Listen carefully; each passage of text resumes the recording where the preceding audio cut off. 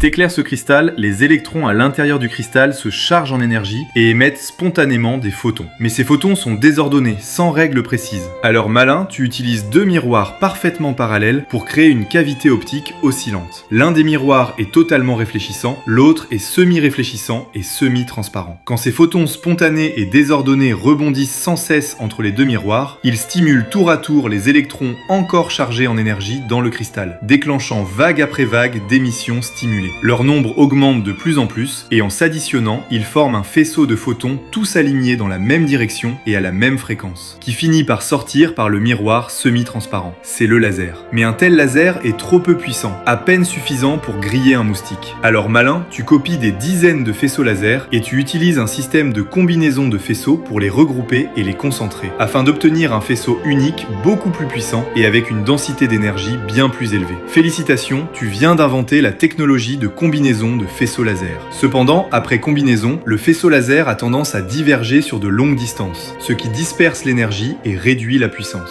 Mais ça ne te pose pas problème. Tu ajoutes un système d'optique adaptative ainsi que des dispositifs avancés de collimation et de focalisation. L'optique adaptative compense activement les turbulences et les déformations causées par l'atmosphère, tandis que le système de collimation corrige le faisceau pour le rendre presque parfaitement parallèle, afin de limiter la divergence. Enfin, grâce à une focalisation de haute précision, tu concentres cette énergie immense sur un point minuscule, de l'ordre du micromètre, ce qui augmente fortement la portée et la précision d'impact. Pour rechercher une stabilité extrême, tu vas même jusqu'à enfermer l'émetteur dans un conduit sous vide, afin d'isoler la poussière et les perturbations de l'air. Mais chaque tir de laser nécessite des dizaines de kilowatts, voire plusieurs mégawatts de puissance, ce qu'une source d'énergie classique ne peut pas fournir. Alors malin, tu utilises un ensemble de condensateurs haute tension et des modules d'alimentation pulsés pour fournir l'énergie en temps réel, complétés par un puissant générateur thermique afin d'augmenter l'autonomie du système. Et si tu ajoutes encore un système de refroidissement à eau haute puissance, alors félicitations, tu viens d'inventer une arme laser.